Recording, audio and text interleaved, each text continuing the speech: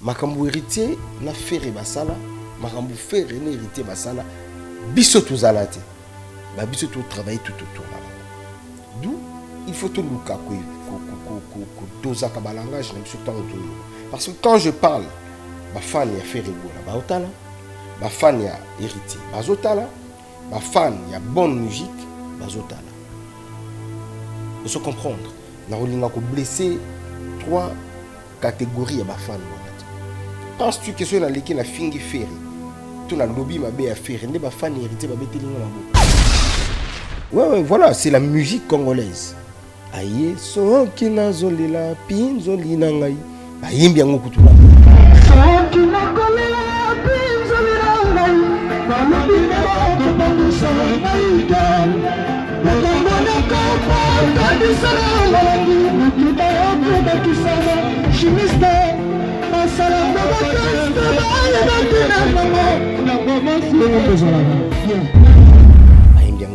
Donc c'était vraiment bien et qui vivent la musique congolaise. Et puis bilo kwa boye ni ça la force ya ba congolais parce que musique na biso ils sont tellement fort et ba leader il faut bolingo en ezaka. En tout cas merci encore une fois na Bouba, c'est vraiment un exemple à suivre. Émission ya ndeko o abandaki kofinga héritier watanabe biso to kokende te ke mutu wana mutabandaki te wana to komisiko ko se rendre justice to pour défendre héritier te non parce que mutu afingi azo tangana komona héritier watanabe s'il vous plaît est-ce que na mana tango le kana répondre mutu abon ou ngana ebité ou toi même pas niveau moko toi même pas rang moko je ne peux pas le faire. Héritier n'a plus besoin de ça que non. Football de carabo finge la qui battu. Est-ce qu'il a besoin de ça? Tant qu'on dit mon ézo bêta, Rachel, les foot. Est-ce que besoin de ma finge est dans la carte? Non. Nous, la vraie défense qu'on doit faire, c'est défendre nos chansons, faire vendre nos chansons, parler de l'album, parler d'héritier, valoriser et revaloriser nos musiciens, c'est tout. Donc, héritier, jour où on a eu place à la guitare. Donc ce que ça la kaka qui nous a peut-être dans la saut du maire naïe à la mouki à telle émission na roule bananga oya ka orchestre na ngate parce que tu gères pas bateau besoin entouré na lobby te que héritier à l'équipe faire un succès na lobby en côté géniteur ya idée ezali faire rigola na lobby boui na bateau oyo les padres bengisi nani azan album na marché et monité que soki mutu wana ba bengisi yipé ils ont fait bien à 4 albums. Ok? Na batu tout. Oyo, bahoye mana dynastie. Nani déjà à ça là, featuring na fait regola et kanga mokile tika la chef d'œuvre. À part héritier. Et ça paie ma bête, et ça ma bête. Parce qu'il y a le bien, en tout cas, c'est un très bon projet. Mais eux qui vous en rappellent bien, voilà. Eux qui vous en rappellent bien ceux qui sont intéressés par les rois de la forêt, hein, pour ceux qui sont tout aux que les rois de la forêt ils ont sur le danger.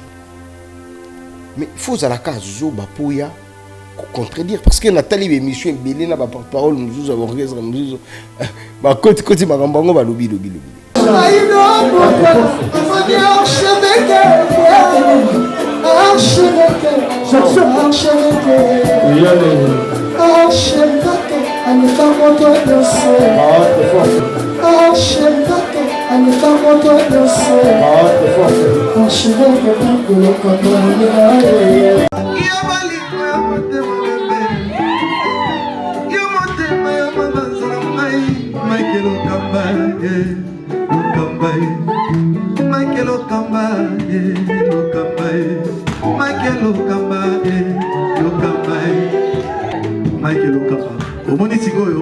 L'artiste, c'est l'improvisation. Na honoré dans l'émission. Africa Elengi TV, votre chaîne, l'incontournable, la star des chaînes.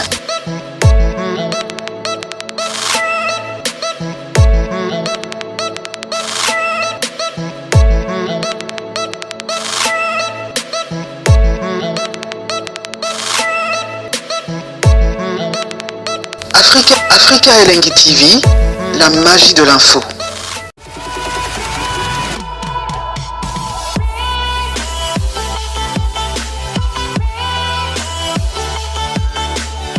Voilà, bonjour et bonsoir très chers amis internautes, bienvenue sur Africa Lengi Télévision, une chaîne d'actualité, une chaîne à laquelle vous recevez toutes les informations correctes et puis sans l'Ikokumba. Je pense qu'aujourd'hui nous sommes dans le terrain musical auquel nous allons le recevoir pour vous. Dadi Mola de la team Wata, Lelonda Dali Bongo, invité Nabisu Alelo. Je pense que les abonnés d'Africa Lengi, vous avez qui est belé, il y a Rosela, Tozo, Abino, différentes personnes par rapport à l'actualité aussi que nous le savons, qui est la vérité déjà le Bami. Mais entre autres, Dadi Mola va parler de la Team Wata, va parler de Miange Midemon, va parler de leur tournée à Rwanda. Je pense qu'il y a une question Rosaïa Bisso et puis Mitoune Rosaïa. Restez branchés du début à la fin pour ne pas louper à toutes nos questions, pour ne pas comprendre autrement. Et je pense que Bolinga Bisso, parce que tu sais, la Bino Moussala Kitoko, cette émission, c'est une grande émission à laquelle vous aurez plein d'informations vraies et puis information réelle, Nathan Oesengeli. Merci à Richard Tessa qui est derrière la caméra. Merci à toutes ces personnes qui sont branchées,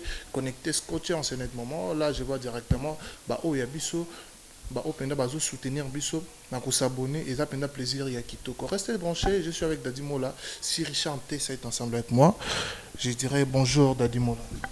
Bonjour Bogar Moubouye. Ouais, ça va, santé, ça va. On a profité pena ça va internet mboté. Parce que ma manqué un peu moins trop. Donc tu as un niveau Congo central ba mboté na bango na pesi mboté na maître Chris Cicéron bakumba bofaya. Maître Chris Cicéron bakumba bofaya. Moi nanda coup 135 donc moi kala grand frère na kobusa na té depuis Canada na pesi mboté na Yagabi au Mokoko. Na pesi ba mboté a trop un bon tonton, un bon grand frère. Et toujours au Canada, Didier Bonunga, le nécessaire, le cœur de Mama Archeline, Mobilanzila, les boss, Stéphane Solution Ngoy, le papa chéri de Dar es Salaam, les boss bienvenus Malembe, na pesi Pembote, na Obusa na pété, Kopé Sambote, les boss Patouchi Tenu, le cœur de Maman Marie-Paul. Depuis les États-Unis, Bambote ya trop, Gaga R9, Azuta Labiso na moment Oyo, Dutch Wankunga de Switzerland, Masananga Baby Lokula, Bambote ya trop, moi Kala trop, Masananga, Eric Pira, penalty valable. Jires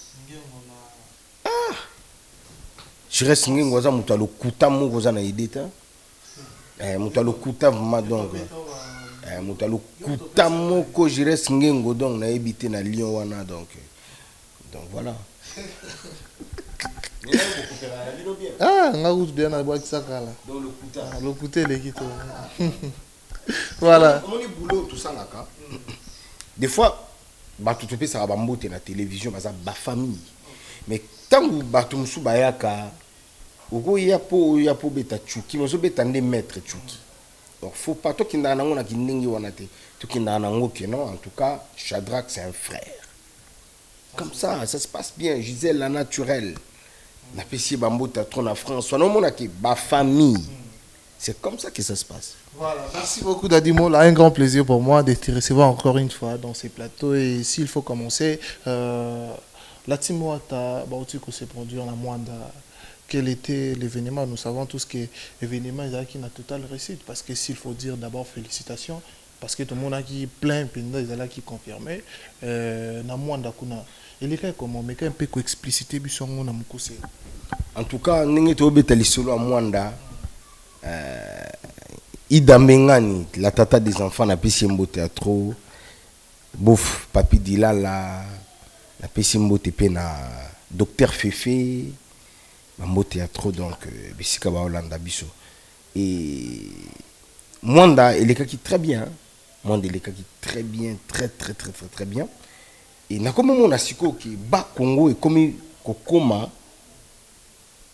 ya goga parce que la deuxième fois na Mwanda accueil ezala qui est encore plus chaleureux bana Mwanda mais pe sabeno ba remerciement ya trop mais pe sabeno en tout cas merci Samboué Nyamba Betu vraiment na amour na luzolo mon vimbabe no Yamba Betu et je pense que prochainement kana Betu me kwisa diaka kuna menta Yamba Betu diaka bien Betu qui est toujours reconnaissant na ben Samboué qui na ville moche ya il y a le Zolo, il y a Bantu quoi. Donc bana mwanda bayamba ki biso bien moko za na idée.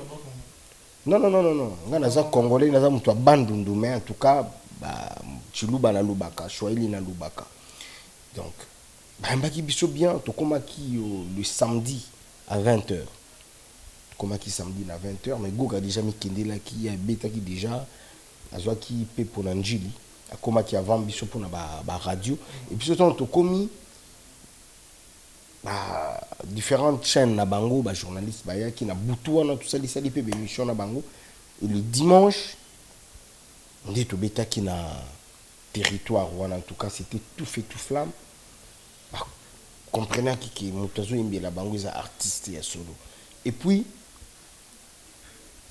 album na biso Miange mi démon en tout cas félicitations encore une fois na Goga parce que Ekoti vraiment donc to imbi ensemble na bana mwanda concert les cas qui vraiment très bien. Donc aux on a biso kutu bazala qui un peu la ba inquiétude bozonga a bobeta ta deuxième concert mais tellement que calendrier na biso zala qui chargé on dit tous les cas qui donc tous les cas qui na tikala qui sous na matadi wana pukaka kokutana na moi 2-3 personnes ndenge zala en tout cas ba remerciement et belé na pasta padum petit moto na nzambe en tout cas ba tout au boyebi pasta padum petit bochaka na mitema na bino po aza mutu moko exceptionnel quoi. Na pesi mbote place azali na tikala ki wana ko tikala nange zalaki te ke na tikala kaka pour non fallait na lekape na ba radio na ba télévision matadi et na salaki yango mais Goga félicitations parce que album Ekoti Congo central en tout cas donc banda na Kazangulu ti biso de suka ki na mwanda en tout cas album Ekoti merci na bande ko tu ya ba Congo ndenge bayambi produit na biso. Et alors, quels étaient les temps forts, il y a concert, wana, bah, temps pendant, ils avaient mémorable, so, au Vandi, au Kanisi, et ça l'a fait moins bien. Bah, temps fort, non, nous allons qui, bah, temps où il y a chant, temps où Goga ou yemba. Azo yemba, public ezo yemba. C'est comme si vous allez en avoir un qui na biso. Et puis des deux, dans le moment, bah, animateur na biso, bah, ziba qui va pas de danse, na ba cri na bango, ils allaient qui vraiment un moment moko inoubliable ya vina et deux chanteurs na bango pe ba qui sur ça la test ils appellent parmi ba moment fort ya nini ya concert wala ben oui baza ba bon si tout ça qui bango donc il faut que bango ba bongama pour ba ya ko kita kimpo kozala na kin ezate ki bovanda pas leader hein boye kin faut bo bagarre pour boye boulot.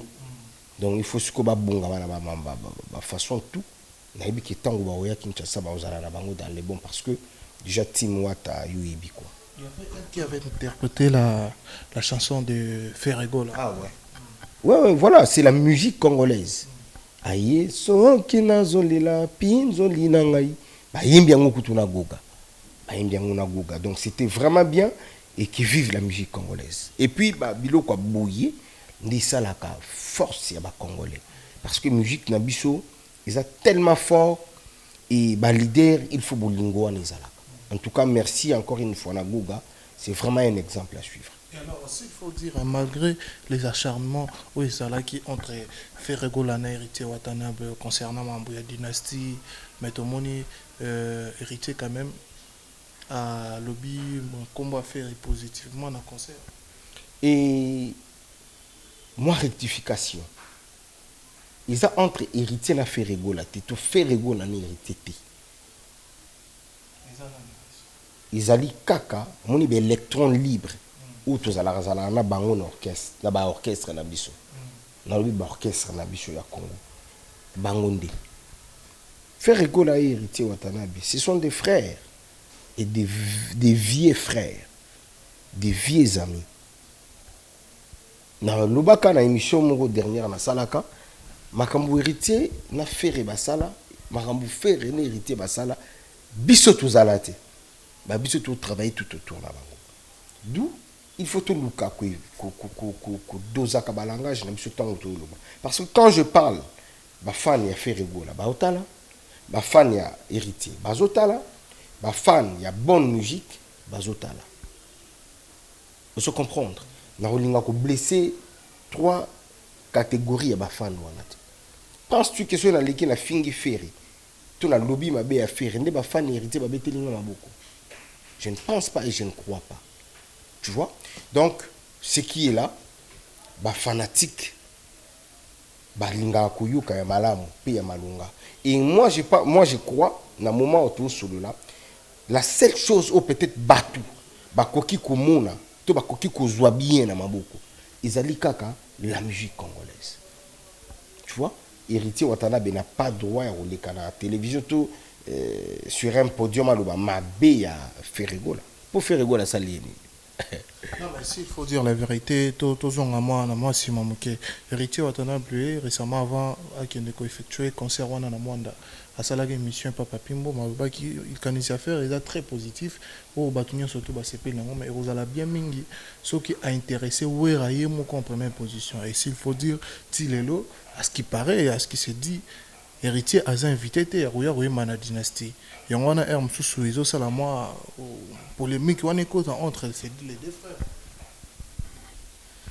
Bon, déjà la phrase de Jolobi n'a pas lié trop parce que tu as interprété correctement. Ma beza place nini la phrase wana yo toloba o Héritier lobaki. Non, mais celui est correct.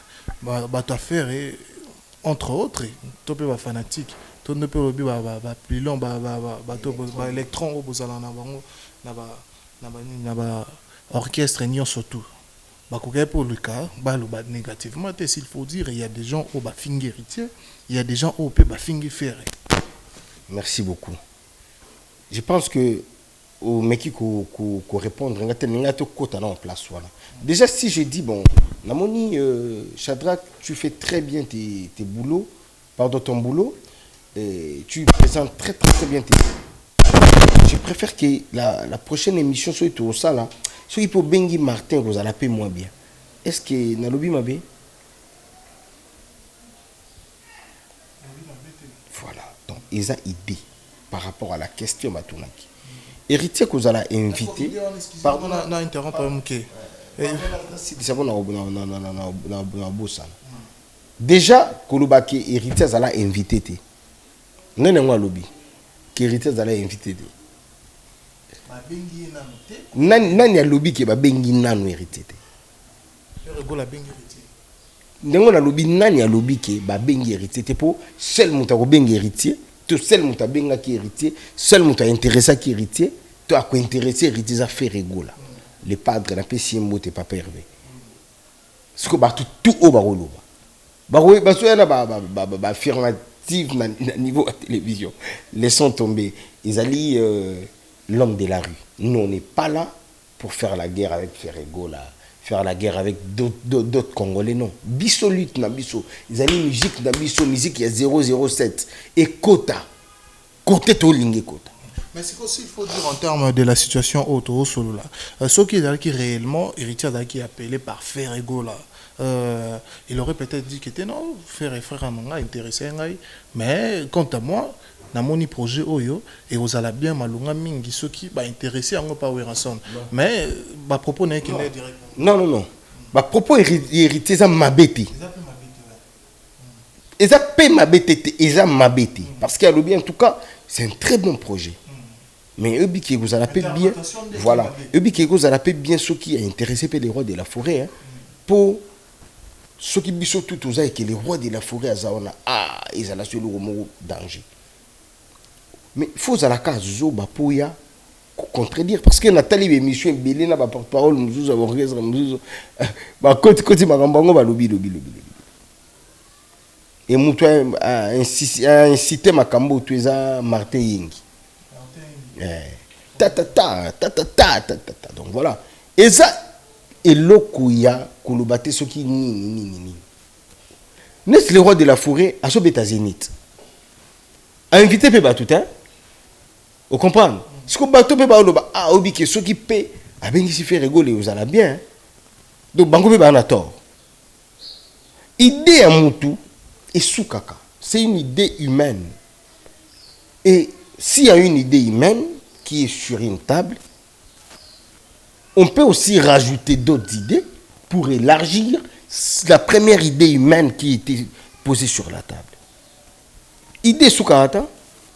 Ils étaient que non, comme la vie, idée où il y a les point. Non. Pourquoi on fait la concertation? Si la concertation, ils ont nini na vie na biso. Ils ont la famille, ils ont la boulot, tout ça là, tout. C'est pour rajouter encore des idées. Donc voilà, moi je pense que c'est un très faux débat.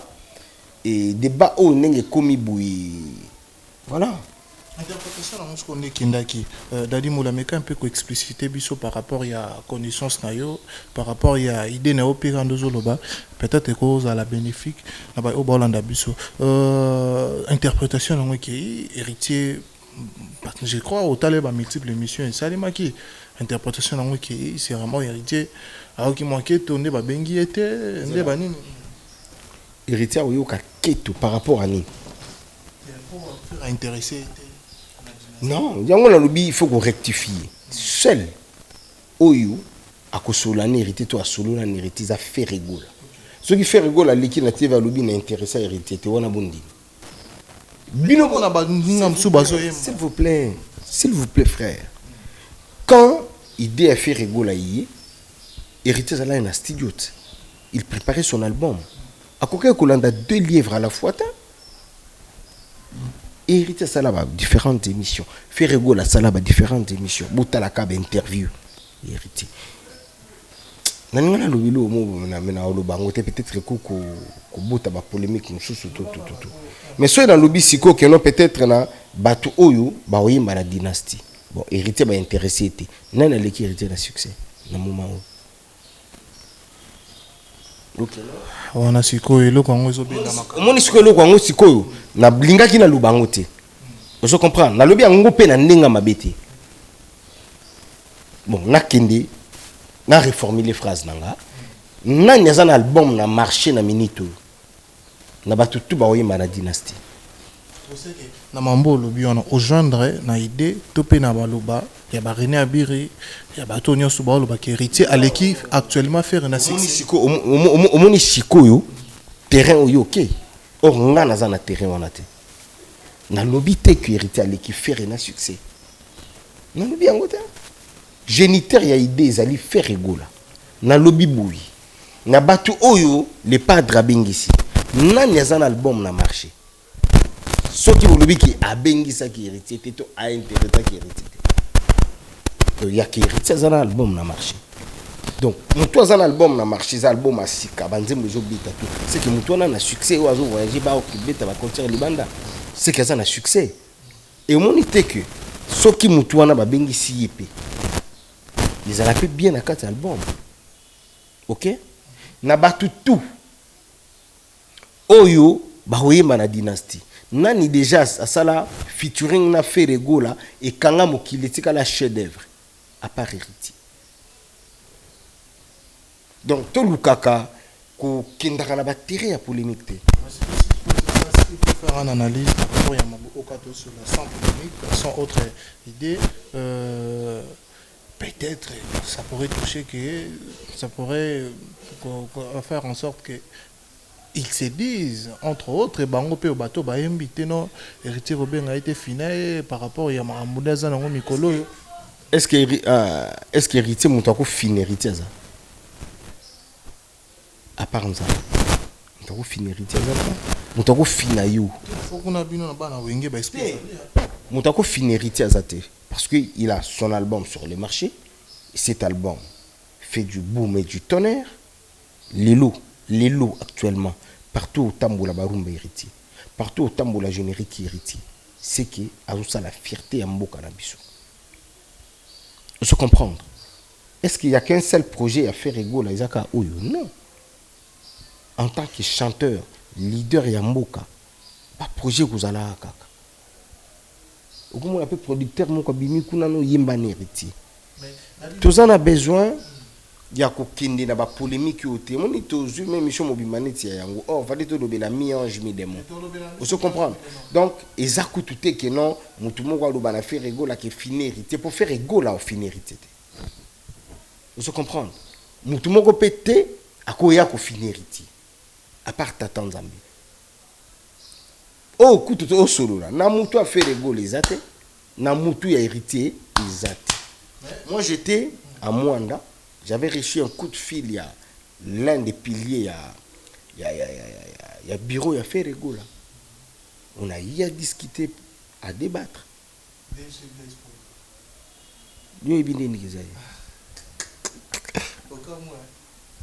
Voilà, donc tout solo là qui. Kuna pas na bango ezate. Est-ce que yo moni bureau ya fait rigola leki na TV à lobby? Tout moni bureau héritier leki na TV à lobby.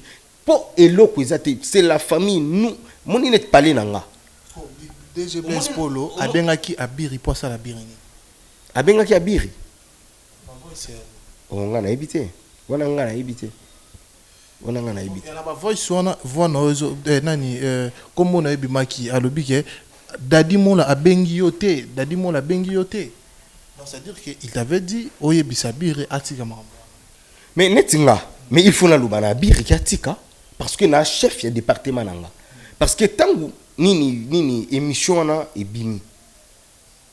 Est-ce que oyebi ke nakolunga pe boulot? Parce que c'est moi qui gère la presse. Il va répondre à Moutou Oyo Bandaki. Na Silsa. Azala qui habilité au salle d'émission en tête.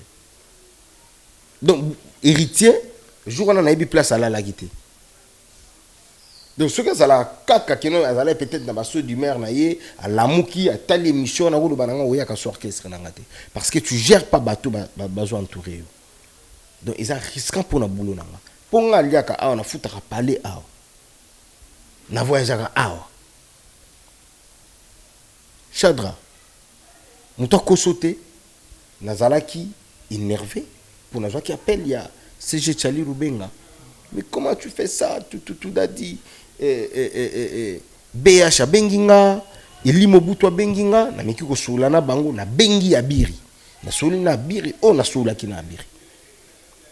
Et tant que Kepe Mwanda, et DG Blaise Mpolo a Benginga, tu Souloli, oh, tu Kokai Kosoulana. Yekuna batinda mutute biso certainement excusez-moi yo po otala émission yo po yebisaki émission ya ndeko o abandaki ko finga héritier watanabe ko biso to ko kende te ke mutu wana mutabandaki te wana to komisiko ko se rendre justice entre autres pour défendre héritier te dadimo non parce que mutu afingi azo tanga na kombo na héritier watanabe s'il vous plaît est-ce que l'émission na yo ka kombo na ngate voilà attends un peu kombo na ngana ebieta. Est-ce qu'il y a un temps où les canards répondre à toi bon ou on a évité ou toi même pas niveau moko toi même pas rang moko je ne peux pas le faire. Quand tu parles d'une défense que tu défendre héritier que mutu moko aleki na TV mutu moko boye ou nga na ko zo en charge alinga pena banda ko finga non na responsabilité na likande na banaliser na minimiser. C'est une très bonne défense pour un héritier. Héritier n'a plus besoin de ça que non. Football les carabos finir la bateau. Est-ce qu'il a besoin de ça?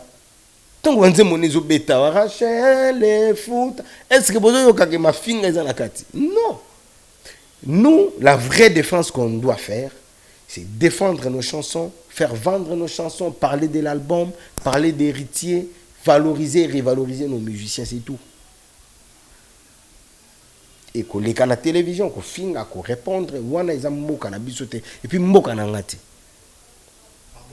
C'est qu'il y a moka na bango Ngai, Ferregola c'est un vieux, c'est un grand frère.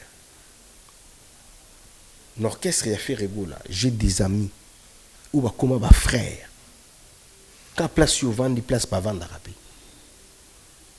Ce qui est beaucoup là, ils ont, Tom Damjan, to Diego Cao. Ce qui peut moi Argentine, Zarias, to Soumamous Bokilo, to Mélanie, to parlementaire en famille. Après-midi, to Diego Cao. Mais ils ont dit que non, to ma famille pour battre mon électron libre, mon cocotte. Est-ce que Nathan ou toi Nathan, qu'est-ce qui est héritier? Ah oui, on a la polémique pour ça, pour Azouani. Non. Bino, ma fanatique, au bout de la rabisso. Ba yaya, ba maman, ba papa. Bota la rabisso. Parce que moi, il y a des ces gens-là qui m'insultent. Hein. Ou le ba bien émission, ma bandi ko finga yo, ma bandi ko finga. Mais c'est quoi? Nga pena ya na TV na banda, na vandi ali, na bandi ko finga. Non? Les gens m'appellent porte-parole licencié. Et licence nanga wana na sala ngo pona mafinga te na tanga na kenda ma etelo ya solo nga funa za la kutu exemplaire. Et tu sais pourquoi les gens nous insultent dans l'émission na biso? Ils attendent que fingi po au fingi mututo au lobby mabeti. Ils ont ka mabe. Keto moko en plus musala na biso batu bazwa kango vraiment na valeur te. Ceux qui battent en boulot na biso na valeur mais ba ko finga te. Culture na biso ya Congo ils un peu minimisé quoi parce que tout ça la maman na boulot oyo biso ma tout ça ma ba vendeur ya culture na biso mais comment ka porte-parole il y a peut-être il y a eu un certain moment de ces gens là qui sont passés na musala o ba bebisa ki yango ba bebisi couleur biso to toyé moi je suis une goutte d'eau dans l'océan mais je pense qu'avec le temps ba massa mususu bazoya na boulot ou ba yapi na ba idéologie na biso tu verras que tout va changer batu ba valoriser boulot. Dis-moi là si avant de excusez-moi peut-être que vous mais là na sujet mais avant tout les kana na autre sujet mais quand un peu éclaircir bateau pe wata la biso par rapport ya ba rimeo ra bima parce que nous le savons tous que héritier Watanabe a été surnommé James Bond et pas un pasteur Denis Lessi 007. Et puis, certes, il est à la deuxième position par rapport à la vente na plateforme et téléchargement. Première position, c'est Fally Ipupa.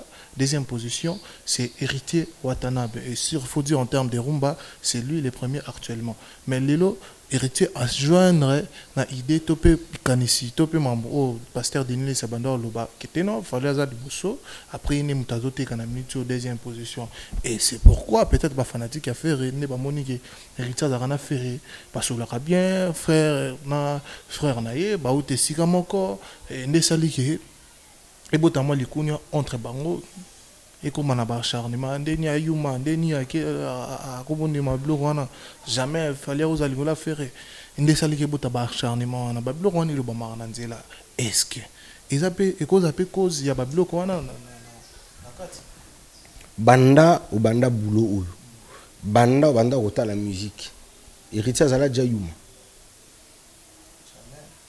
héritier yuma te noko donc na liste ba yuma kutu donc boko chaite. Ce que ceux qui m'ont lobby, qui les loyaux, Ibrator a premier. Ce que batou peut-être il y a déplique batou batumboka, va fâcher. Ce que ceux qui ont lobby bon a premier. Bah et puis retourne à eux. Yo bi ah bah lobby qui Ibrator a premier. Problème ils attendent les a ba propos ya batou ba lobby. Ce que ceux qui pardon. Si que ceux qui balobi qui a premier ngana ya ko longo la mibeko wana pona zanani. Nde na bimi yuma. Donc pona boy na ngolo baka mabe. Congo na biso za mystique. Donc Congolais linga kaka ko boya sur ko boya. Donc ceux qui muta lobi bon, ils a bongo problème ils attendent. Mais ceux qui paye za bongo qui héritier aza deuxième na vente. Mabe zapi. Muto za premier Fally Ipupa. Aza Congolais. Est-ce qu'ils ont fierté na biso te? Il y a fierté na biso. Deuxièmement, tu viens de le dire, Yomoko Awa. Tu as premier na barumba actuellement. So batuni Fally Ipupa. Awangana qui toi premier na barumba. Donc ceux qui peuvent fallait à lobby que non, héritier za premier na barumba ndé abimi pe yuma. Congo, tout le cas. Ngana lubaka une chose. Na lingaka ezaka te ki fu bazala ba pire te. Mais l'essentiel les alliés, tout dit maintenant, tant que tout ça non vivant. Parce que héritier expliqua qui bien. Ceux qui peut-être balobi bon oh kuna za liboso ba tutu. Mais ngana za deuxième. Comme na deuxième c'est que na simana ngape, ba troisième ba quatrième ba cinquième ba zali. Ce qu'on ngana boya oh ba to lo ba kaza premier. C'est que ba ope ba deuxième, troisième, quatrième ba boya ngape na za deuxième. Donc ngana ndima. Pour ba ope ba na simana ba sa nini bandima. Ndenge pe to kinde la boy. Okomo on appelle lobibi na fila comme pe premier. Voilà. Ce que soit comme premier. Pour toi kotika mututé na musique master zalate. Na musique c'est c'est la guerre. Qui va vendre mieux, qui va faire du succès, qui va. Donc, vous allez momiter, foucha. Mais tant que tu es na Kibomoto, peut faut tika na Kibomoto. On est tous congolais. Fali Poupa, Héritier Watanabe, Ferregola, Fabregas, Ibraton Piana, Bina Filé, Déplique Pomba Nuance. Félicitations, hein, Pomba, Déplique. J'étais à Matadi, en tout cas, Timbina Timbe, Kitoko. Promo Karamon na Mai. Makambuto Linga Yango, Inos Bi, Meme, Kitoko. Félicitations, mon jeune frère, jeune leader, te développer par quoi. Donc, félicitations à toi aussi. Au moment qui ça va. Ils ont qu'à bosser. Nous allons écouter un concert, il y a qu'à bosser mercredi, dans Matadi. Je comprends. Il est qui bien, très bien. Viens Alexis Tamba, on a profité de la ombo tes grands frères. Nous allons venir Alexis Tamba, on a nandolé, la pépinière. Voilà.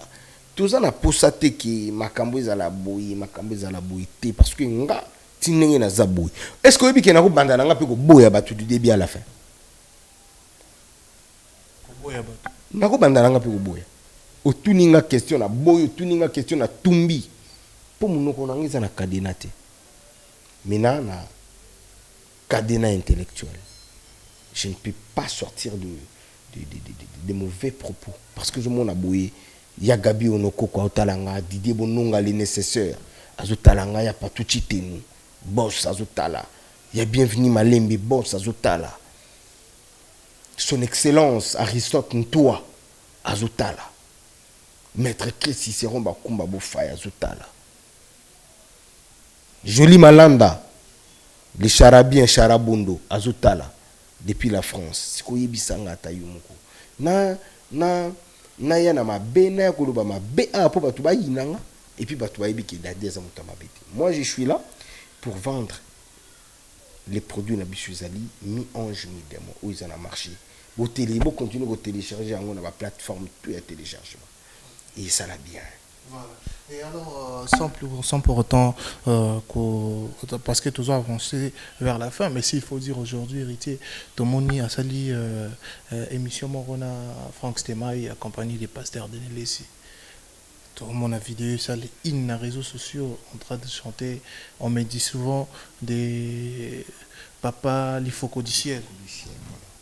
Voilà, moi je dis, mon isiku, tout ça a besoin de Makamba Bongo, na Congo. Mon polémique, ils en ont na mon côté, ils en ont place mon côté. Mais quand tu fais un très bon travail, en tout cas, Ouattara de Jésus. Ouattara de Jésus. Ouattara de Jésus. Félicitations. Na musala mala musala rapport na mboka na biso. Parce que émission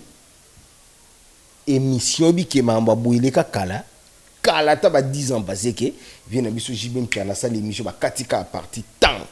Le roi de la forêt à salle émission ba katika à partir temps yango des à la une. Lelo kende na ba story, kende na ba statut ya batu. Yango na ya.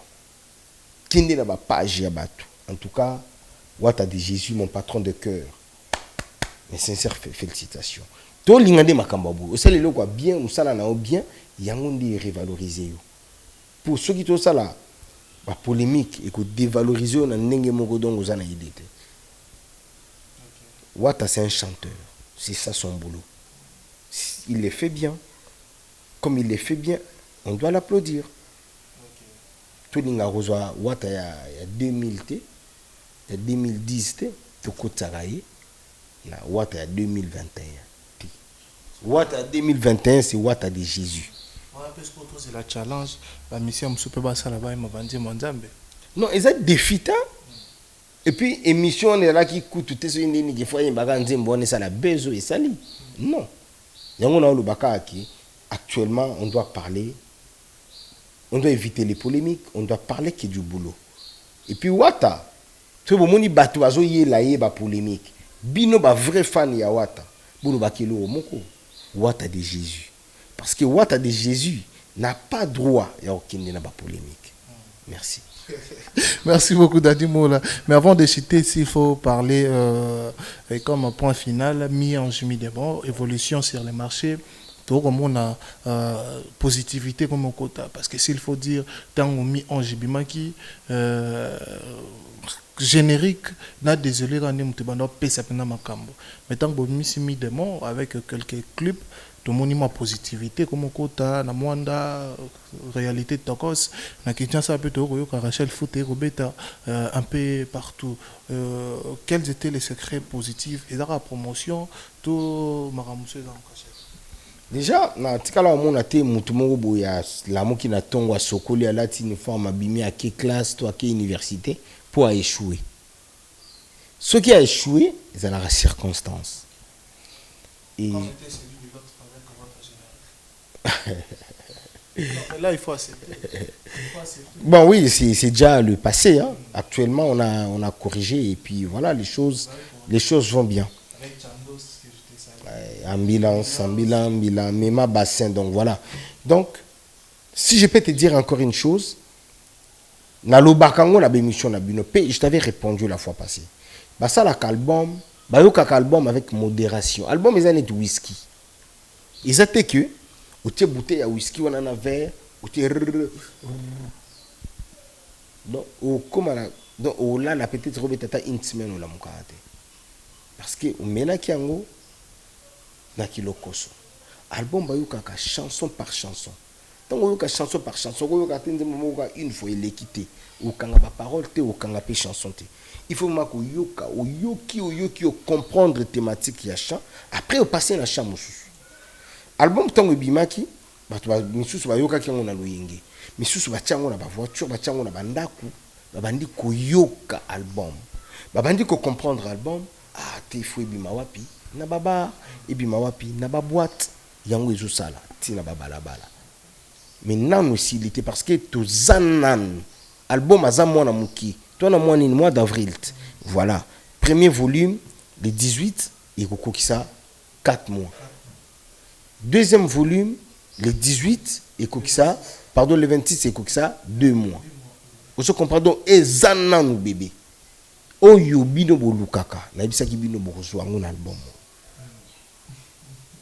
Tout au bino bolukaka, au succès au bino bolukaka, au ba salle mythique au bino bolukaka, au ba voyage na ba mini bokoso un album. Parce que ils ont album moko ya Nzambe, et yena va ya Nzambe, chanté par Wata de Jésus.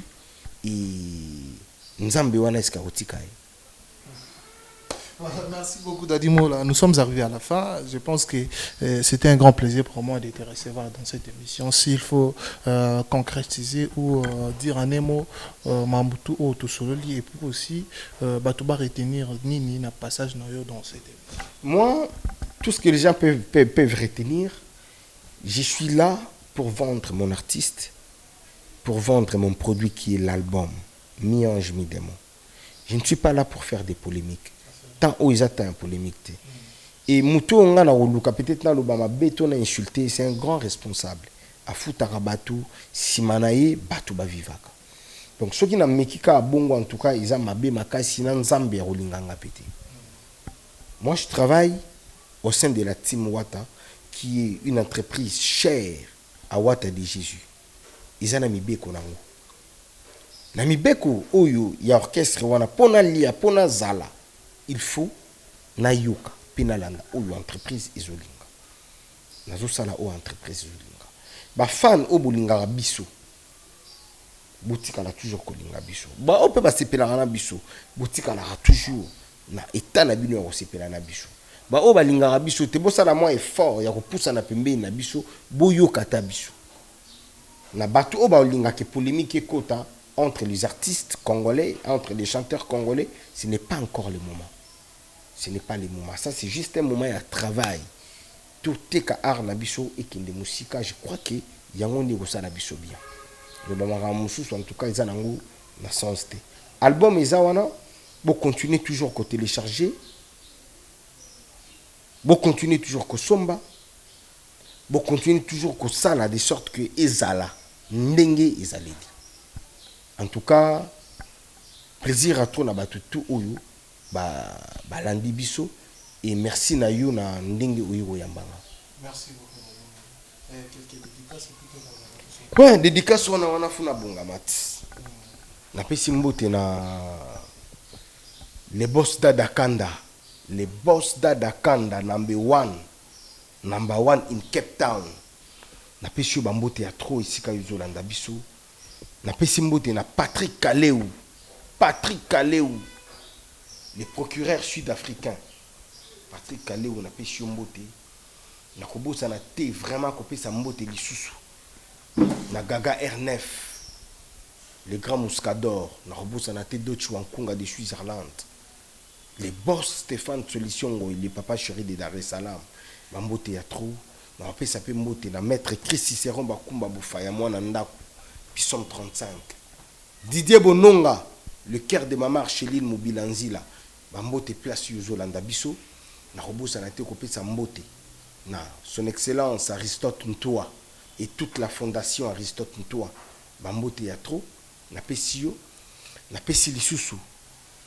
Bambote nanga na ya Gabi Onokoko. Ya Gabi Onokoko. Bambote place Yozolanda Biso. Na pesi mbote na docteur Fefe na Mwanda. Papi Dilala Stanford. Na pesi chopé bambote place Ozali. Et Pasta Padoum Peti moto na Nzambe. Yaya moko bien, yaya moko kitoko. Pasta Padoum Peti. Ah ti Pasta Padoum Peti. Na pesi mbote place Ozali. Vient nanga Alexis Tamba. Na Matadi. Na pesi pe bambote ya trop. Ici Kazolanda Biso. Boss bienvenue Malembe. Les boss partout nous.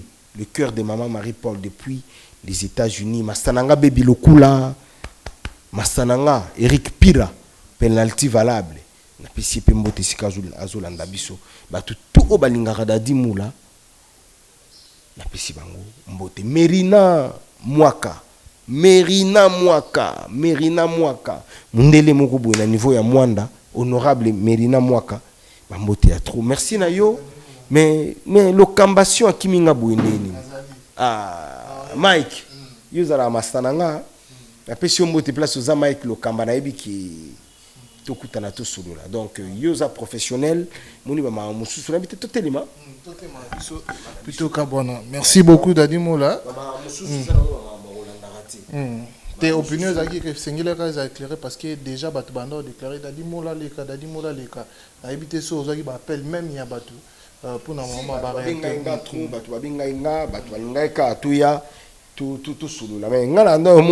y a d'autres personnes peut-être kolinga to solo la marambo mais to ke nango na ndenga polémique mais to ke nango na ndenge ni je comprends mais biso polémique donc na trop.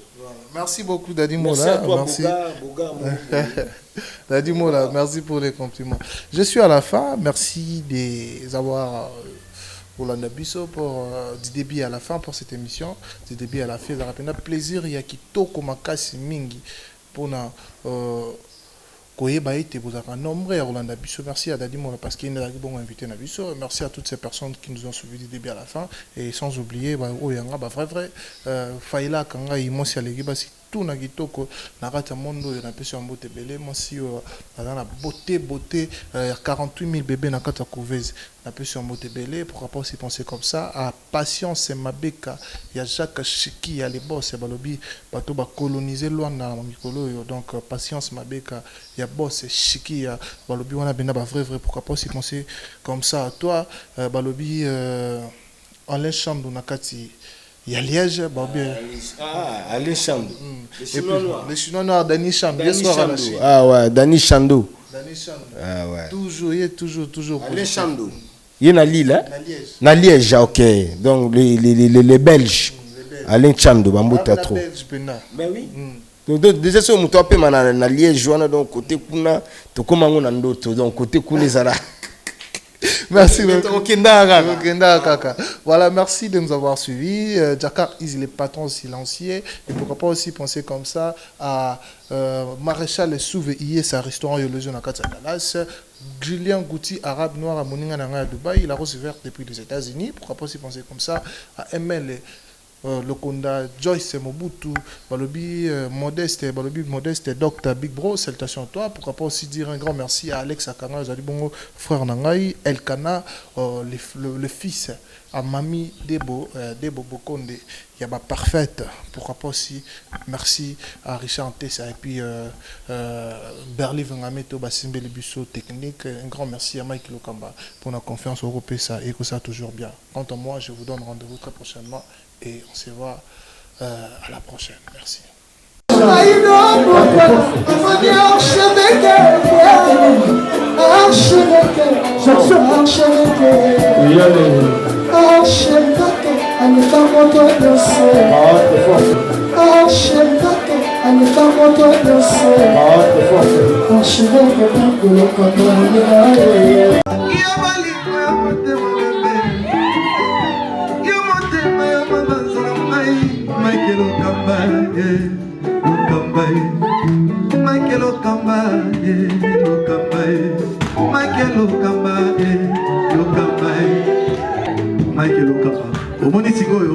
L'artiste, c'est l'improvisation.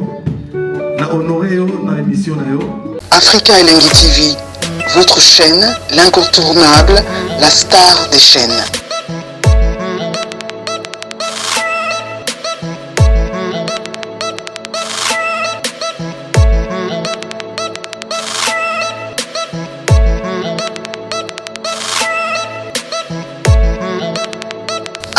Africa Elengi TV, la magie de l'info.